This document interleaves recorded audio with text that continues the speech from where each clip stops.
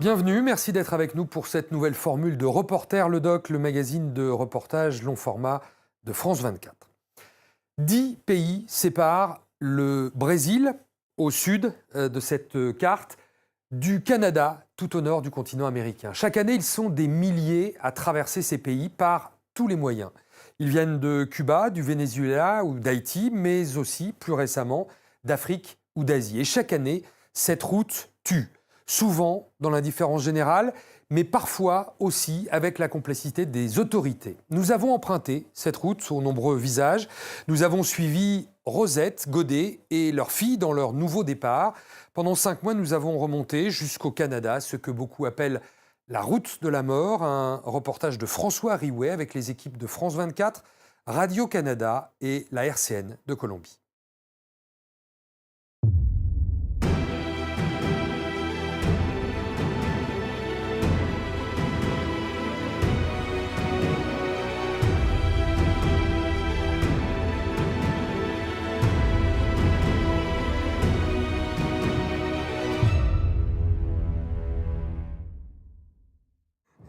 Jésus, merci Seigneur. Jésus.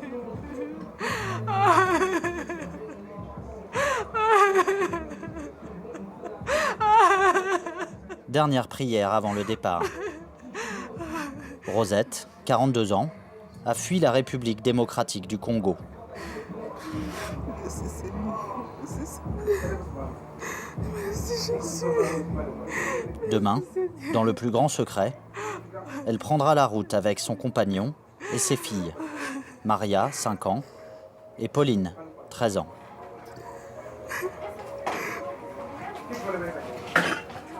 Objectif, le Canada. 20 000 kilomètres d'une route incertaine, coûteuse et parfois mortelle. 11 frontières à franchir, entre les mains de puissants réseaux clandestins de passeurs et de cartels. Et pour seule boussole, quelques messages laissés par d'autres migrants sur les réseaux sociaux.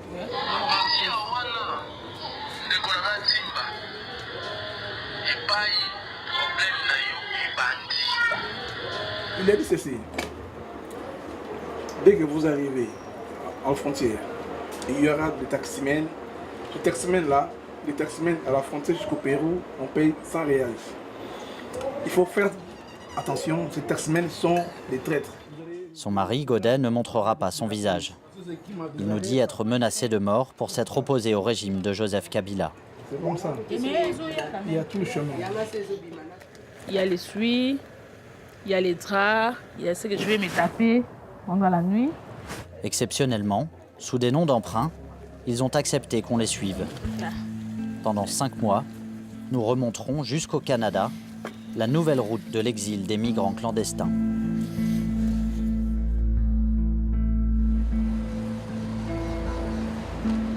Sao Paulo, ville-monde de 12 millions d'habitants.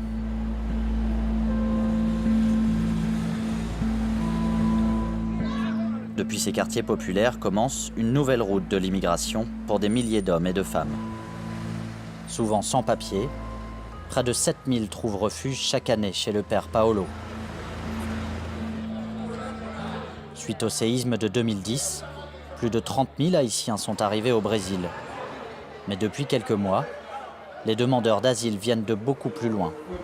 76% viennent du continent africain.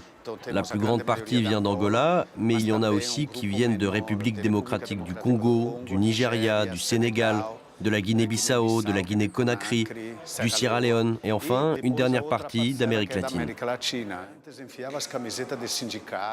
Souvent grâce à un visa touristique, ceux qui ont tourné le dos à la Méditerranée et à l'Europe trouvent au Brésil une terre d'accueil ou de transit quand l'objectif est d'atteindre les États-Unis et le Canada. Ce sont 2 Marocains. Quand les conditions de vie n'offrent pas l'opportunité d'avoir une vie digne, l'homme cherche des alternatives jusqu'à risquer sa vie, qu'il y ait Trump ou pas Trump, avec mur ou sans mur.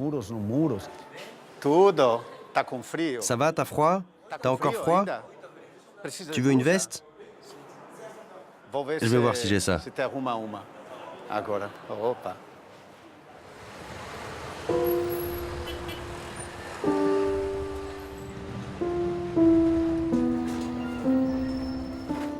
Chez Rosette, c'est l'heure du dernier tour de clé dans la porte.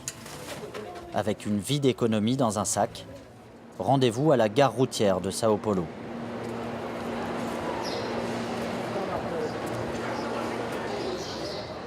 Rosette et Godet ne voyagent pas seuls.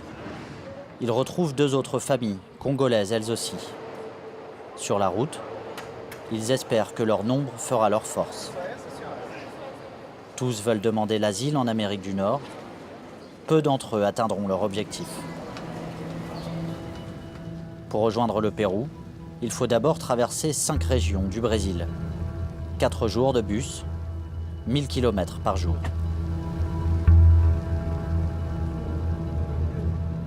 Si tu marches dans les feux, tu ne te brûleras pas et la flamme ne t'embrassera pas. Car je suis l'Éternel ton Dieu. Il me rassure, il a déjà préparé mon chemin. Je sais que je marche avec l'Éternel. Là où je serai, il ne me laissera pas. Il est toujours avec moi.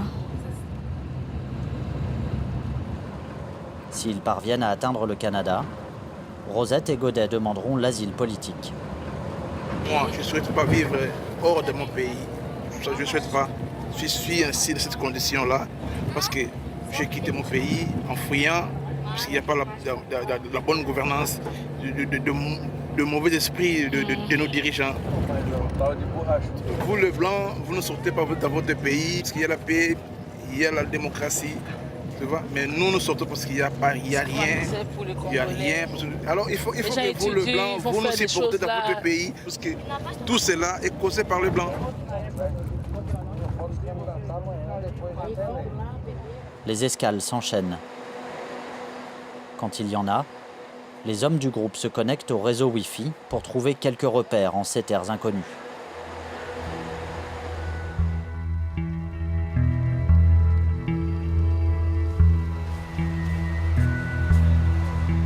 À l'approche de la frontière, le groupe se concerte avant dispersion.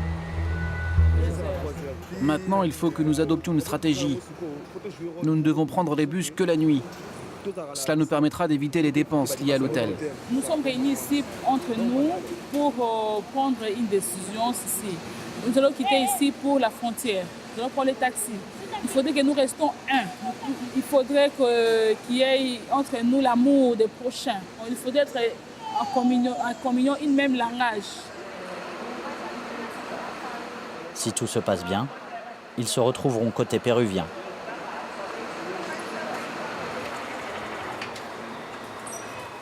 Il faut partir en taxi jusqu'à Assis-Brasil.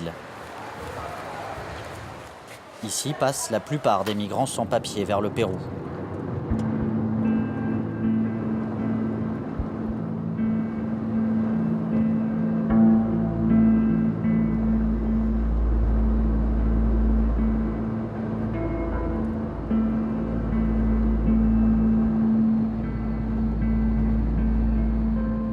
Nous arrêtons à quelques mètres de la frontière entre Brésil et Pérou. Pas question de franchir la ligne en taxi. Godet a négocié avec un passeur pour éviter tout contrôle d'identité. Nous avons battu jusqu'à 50, nous avons négocié avec jusqu'à $50 à chacun. Oui. Bon, c'est normal parce Oui. qu'il doit se payer aussi les policiers pendant en cours de route. Il faut qu'il reste avec quelque chose. Si on attrape, nous sommes refoulés. À partir d'ici, Rosette, Godet et leurs enfants entrent dans la clandestinité. La camionnette des passeurs s'éloigne et franchit le poste frontière, sans aucun contrôle.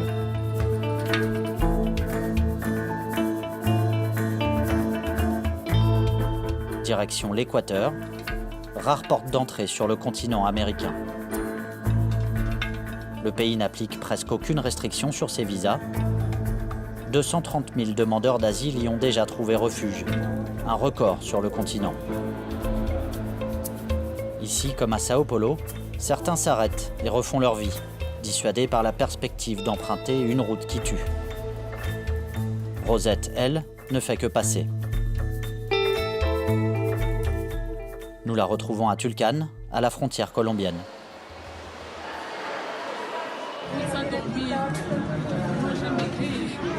L'important c'est que nous avançons, nous atteignons notre objectif, c'est ça. Même que le Pérou était difficile pour nous. Moi, comme j'avais vu les policiers, moi je sais que les policiers protègent le peuple. Ils ont fuyé, ils ont pris $700. Un passeur est trouvé. Rosette et ses filles embarquent.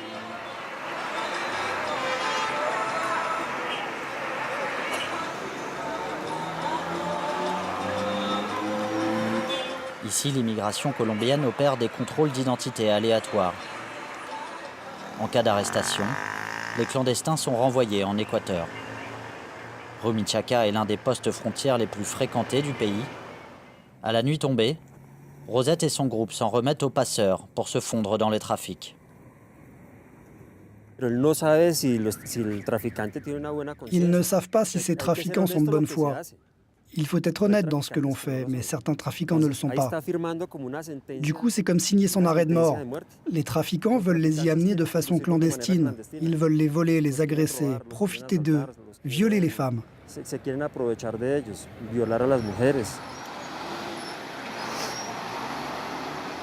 Face à des autorités au champ d'action limité, une armée de l'ombre, sans frontières.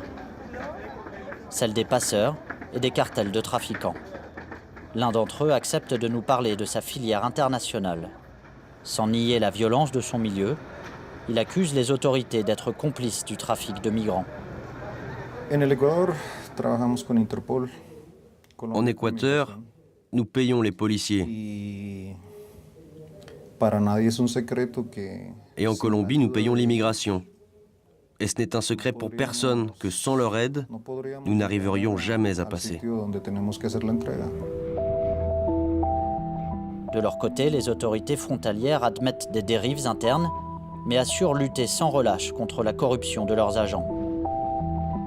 Ici opèrent plusieurs réseaux, pour autant de routes du trafic, mais tous ont la même destination, l'Amérique du Nord.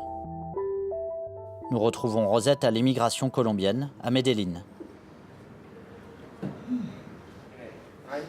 Je suis un officier de l'immigration colombienne.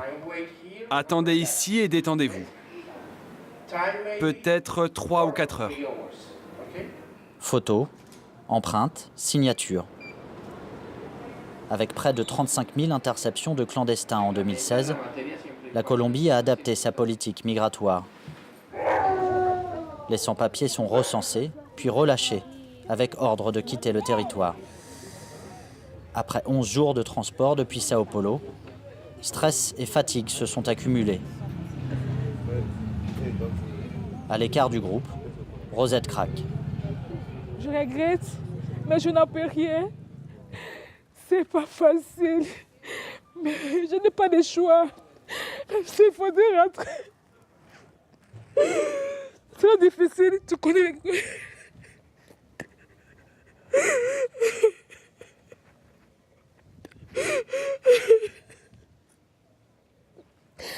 Je regrette.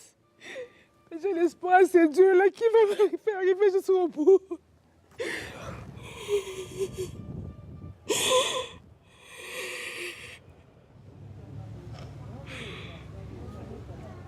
Relâchés quelques heures plus tard, Rosette et son groupe sont libres de poursuivre leur chemin. Devant eux, à une journée de bus, l'étape la plus meurtrière de cette route interminable. La jungle du Darién, un enfer vert aux mains des narcotrafiquants et des paramilitaires du clan Usuga, couloir de tous les trafics entre Colombie et Panama. Dans les rues de Turbo, migrants et passeurs se côtoient et négocient. Malgré les vagues d'arrestations des autorités, le trafic de migrants prospère.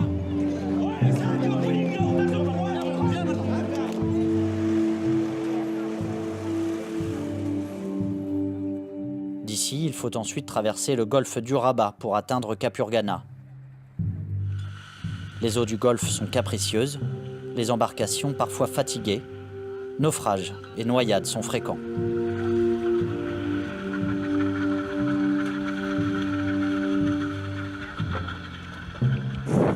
Tranquilo, amigo, Armada Nacional. Batallón de Infantería Marina número 16. Mantenga la calma. Sur terre comme sur mer, Les opérations de contrôle et d'arrestation se poursuivent pour démanteler les réseaux de passeurs. Mais peu importe les obstacles quand on fuit une mort certaine. Moi aussi, je suis somalien. Ma famille est morte, mon père, mon frère. Seule ma mère a survécu. Tous les autres sont morts. Je suis parti pour trouver une autre vie et pour trouver la paix.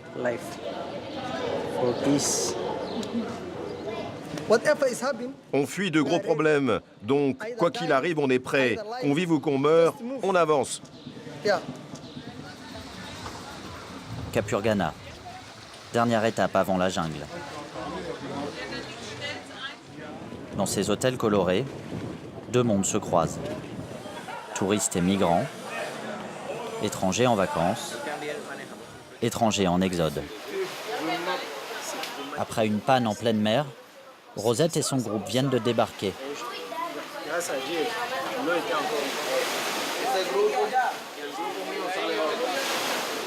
Comme eux, plusieurs migrants tentent de négocier leur passage.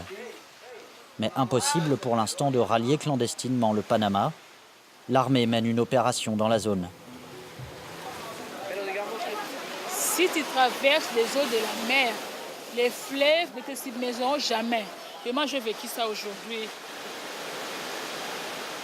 L'image que j'ai, je vois qu'il y a encore un espoir, il y a encore un avenir devant moi.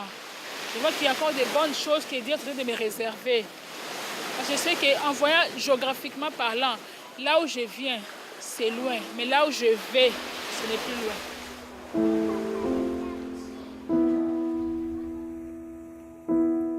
Rosette et son groupe décident de revenir sur leurs pas. Ils tenteront à nouveau leur chance dans quelques semaines, après la fin des opérations militaires anti-cartel. Notre équipe, elle, poursuit le tournage. Pour emprunter le même chemin que les migrants, nous sommes contraints de payer un passeur.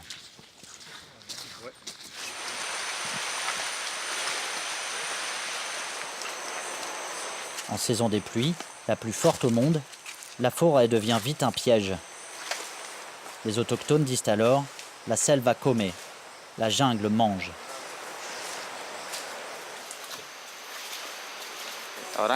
Là, pour l'instant, ça va. Il y a peu de passages. Ça peut être bien pire.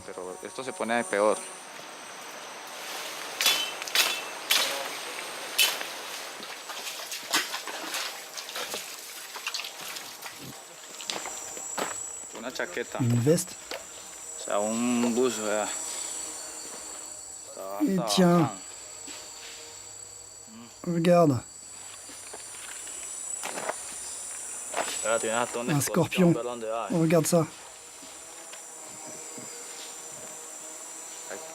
Ici, il y a des gens qui arrivent un peu fatigués après la petite montée. On en croise qui sont assis là. Certains passeurs les pressent d'avancer. Il y en a qui restent derrière. Et les passeurs qui arrivent ensuite les ramassent. Il y a des irresponsables. Ceux qui souffrent, il faut les ménager, ralentir le rythme. Toutes les 10 minutes, s'arrêter un peu avec eux. Parce que si on ne le fait pas, il y en a qui meurent. Les forts les tuent. On arrive là-haut, là. Chaque passeur est responsable de son territoire. Ici, le trafic de migrants est un business. Il faut l'entretenir et faire sa publicité.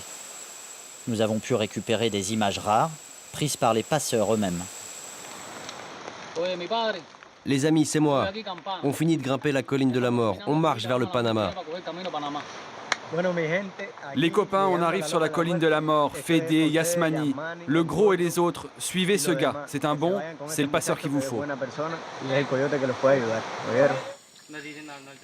Exigence de leur chef, les trafiquants gardent une preuve de vie des migrants qu'ils transfèrent au réseau suivant. Sur ces images, les marcheurs sont bangladeshis, népalais et chinois. Ils ont déjà parcouru la moitié du globe pour arriver là. Maladies, noyades, agressions armées, ceux qui meurent en route sont abandonnés sur place. Il n'existe aucune donnée officielle sur le nombre de victimes chaque année. Leurs histoires se perdent dans ces coulées de boue et de pluie. Sur notre chemin, voici malheureusement le cadavre d'un migrant qui a péri en route pour le rêve américain.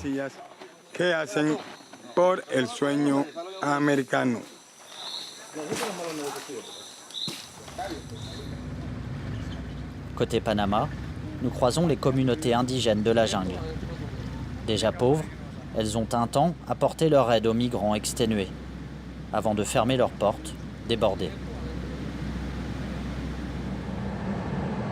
Ceux qui parviennent à rejoindre la route panaméricaine filent vers la capitale, à 4 heures de route. Puis, direction Paso Canoas, sur la frontière nord. Nous empruntons la route du trafic avec Freddy, un journaliste local. Au début, ça a commencé avec des groupes de 10, 15, 20 personnes. Mais depuis un an, novembre et décembre, à la frontière entre le Costa Rica et le Panama, c'est devenu complètement fou parce qu'il y avait entre 5 et 8 000 étrangers. Dès que les migrants arrivent en Équateur, les passeurs et leurs réseaux sont déjà présents. Ils communiquent entre eux au Panama et au Costa Rica pour déterminer précisément quel groupe ils vont transporter de Paso Canoas au Nicaragua.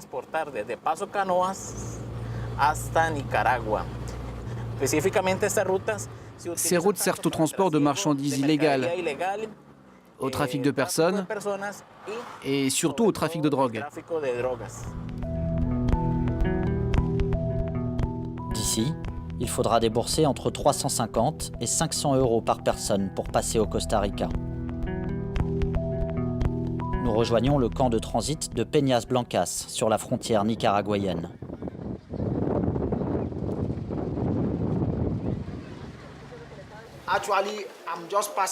Je ne fais que passer, mais vraiment, Costa Rica, je n'oublierai jamais. Merci Costa Rica, je t'aime. Ici, personne ne s'attendait à vivre un enfer dans la jungle du Darién. 15 jours dans les forêts, il y a les gens morts.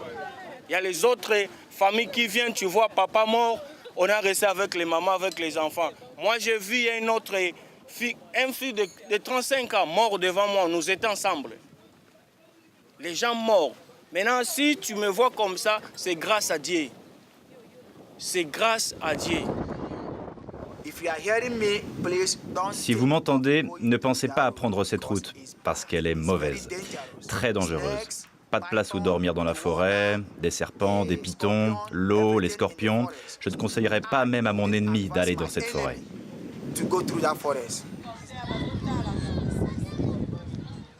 En attendant de trouver le bon passeur ou de réunir l'argent nécessaire pour atteindre le Nicaragua, les migrants se soutiennent, s'adaptent et reprennent leur route.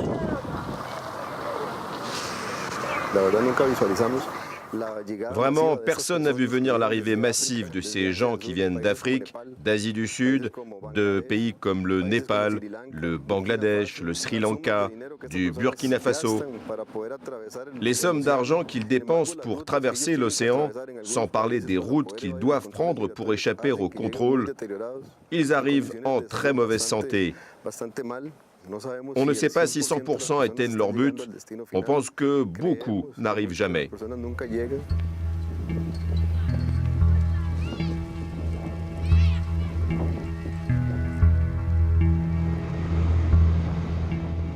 Nous reprenons la route pour rejoindre le Nicaragua. Mais arrivée à la frontière, notre équipe est interdite de passage. Les autorités veulent éviter toute question liée au trafic de migrants.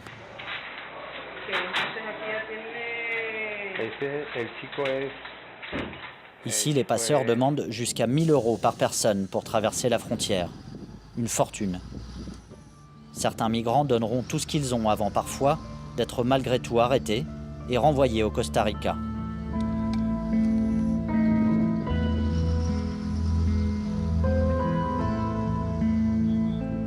Nous suspendons notre tournage.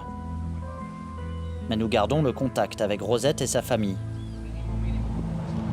2 mois plus tard, nous apprenons que leurs compagnons de voyage ont abandonné en Colombie pour retourner au Brésil. Rosette et sa famille, eux, ont continué, malgré les risques. Ils sont déjà au Costa Rica. Ils nous envoient ces images prises avec leur téléphone. Après avoir échappé à la mort dans la jungle du Darién, choqués mais heureux, ils ont pu rejoindre le camp de transit où nous nous étions arrêtés. Cas des réfugiés au Costa Rica, la Cruz. C'est la Cruz. Mais l'étape est brève. En 6 jours, Rosette et sa famille traversent 4 frontières. Grâce à un passeur, ils contournent par bateau une partie du Nicaragua, avant de rallier, à pied, le Honduras. Des kilomètres de jour comme de nuit. Sur ces images, Rosette, exténuée, porte sa fille sur son dos, au milieu d'un groupe de migrants. C'est les frontières la frontière des Nicaragua. Nous allons à l'immigration. Grâce à un laissez-passer des autorités, après de longues heures de transport et de marche, Rosette et les siens atteignent le Guatemala.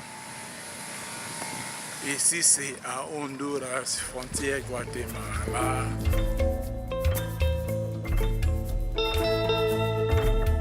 Pour passer au Mexique, il faut ensuite éviter la noyade sur les eaux du Rio Suchiate et ses embarcations clandestines faites de chambres à air de camions et de palettes de bois. Papa, retiens ce côté pour pas que ça tombe dans l'eau.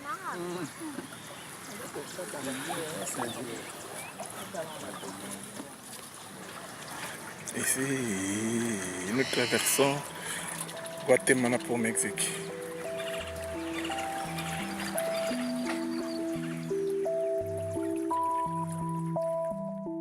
Nous parvenons à les contacter, puis à les rejoindre à Tijuana, à la frontière avec les États-Unis.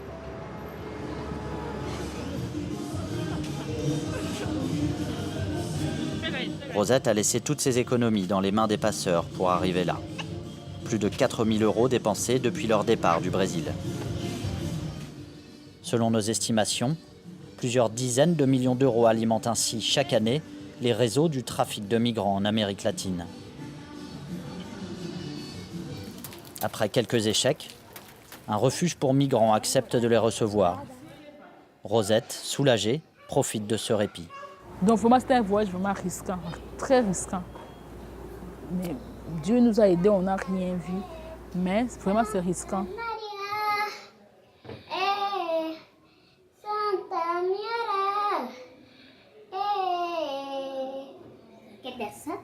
Si, je suis contente de ça parce que c'est que je suis déjà à la frontière. Je suis dans la ville, la dernière ville de Mexique. Je suis très contente.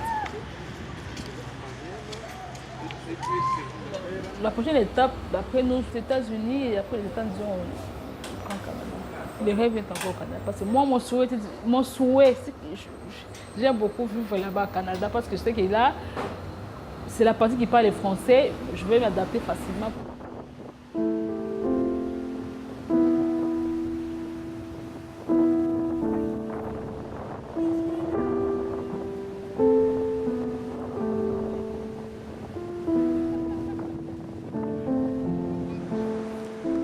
Les États-Unis sont à portée de main. Mais il faudra encore des jours, des semaines avant d'atteindre le Canada. Les deux pays ont un accord migratoire. S'ils sont contrôlés aux États-Unis, Rosette et sa famille ne pourront plus demander l'asile au Canada. Il faudra donc traverser clandestinement le pays de Donald Trump. Il faudra cette fois survivre au désert, aux miliciens armés et aux cartels entre Mexique et États-Unis. Selon l'ONU, plus de 400 migrants sont morts en 2017 sur cette frontière. Pour d'autres, la route se poursuit avec une demande d'asile aux autorités américaines au poste frontière de Tijuana. San Diego, dans ces centres où la détention peut durer jusqu'à 6 mois, et malgré nos nombreuses demandes, nous ne serons pas autorisés à filmer. Entre ces murs, les détenus attendent la libération ou la déportation, souvent sans réelle assistance juridique, dénoncent régulièrement les avocats spécialisés en immigration. Things have evolved and has gotten Les choses ont évolué et ont empiré ici. L'Amérique a changé d'attitude face à l'immigration. Ce ne sont pas des camps de réfugiés. Ils les détiennent dans de vraies prisons. Ils ne font pas de différence entre un terroriste, un criminel et un demandeur d'asile. Et c'est toute l'ironie de ce qu'est devenu l'Amérique. La statue de la liberté qui dit « Envoyez-moi vos fatigués, vos pauvres, vos persécutés » que l'on peut voir dans la baie de New York, cette image est ternie pour toujours. On devrait changer la statue, peut-être l'amener au Canada.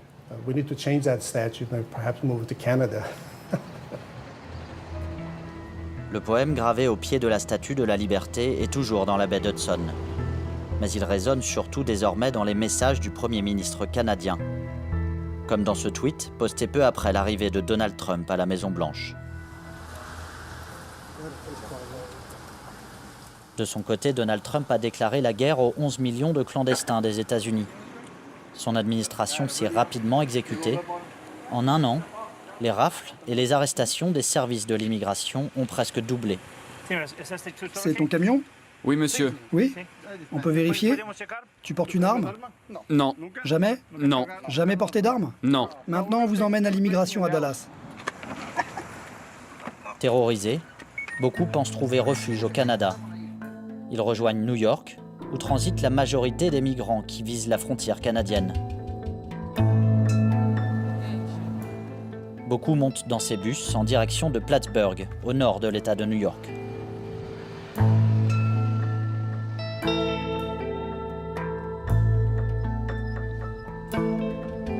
À bord, au milieu de la nuit, Adams, 17 ans, accepte de nous parler.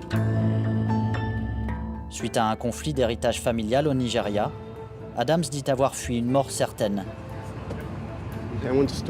Je veux étudier, aller à l'école. Je ne connais personne au Canada. Je n'y ai pas de parents. Je n'ai pas le choix. Je ne veux pas être envoyé chez moi. Parce que je sais ce que Trump est en train de faire. Il y a 3 jours, 5 Nigérians ont été expulsés. Les 5, devant moi. J'ai peur. Je ne sais pas ce qui va arriver. Grâce à un visa de tourisme, il a pu rejoindre directement New York en avion. Pour lui, la route sera courte. Il espère trouver refuge à Montréal. Plattsburgh, 4 heures du matin. Adams trouve un chauffeur de taxi pour l'emmener à la frontière.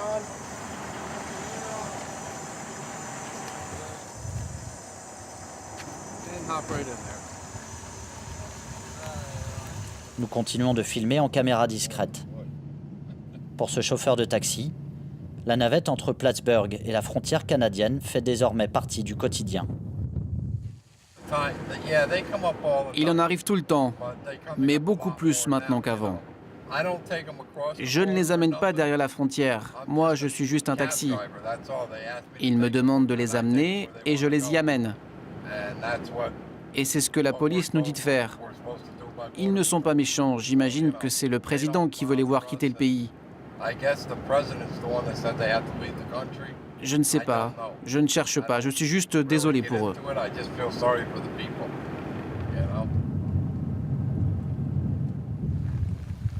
Signe d'une affluence discrète mais régulière, 3 taxis se succèdent dans cette impasse, en pleine campagne. J'ai peur. Je ne sais pas ce qui va se passer. Notre chauffeur essaie de rassurer le jeune migrant. Tu vas voir un passage. Ils vont venir vers toi, écoute-les et marche vers eux.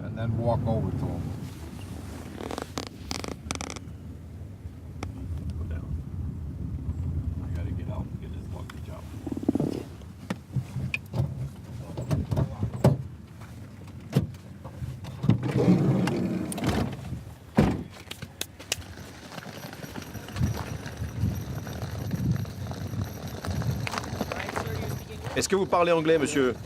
Oui. Ok, ne traversez pas ici. Si vous traversez, on vous arrête, ok? Arrêtez-vous là.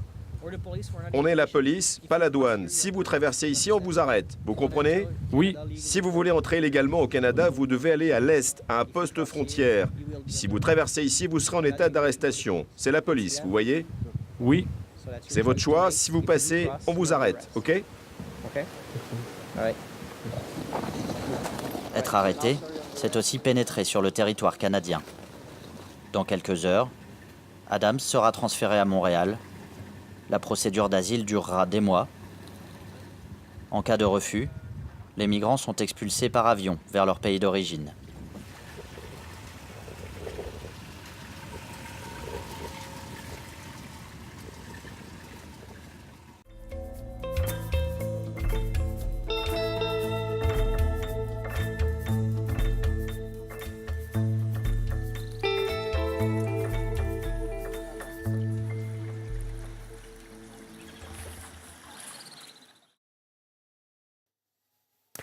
Voilà pour cette longue route parsemée de dangers. Reportage de François Riouet avec les équipes de France 24, Radio-Canada et la RCN. C'est la fin de cette émission. On se retrouve dans un mois pour un nouveau numéro de Reporter le Doc et dès la semaine prochaine pour Reporter sur France 24.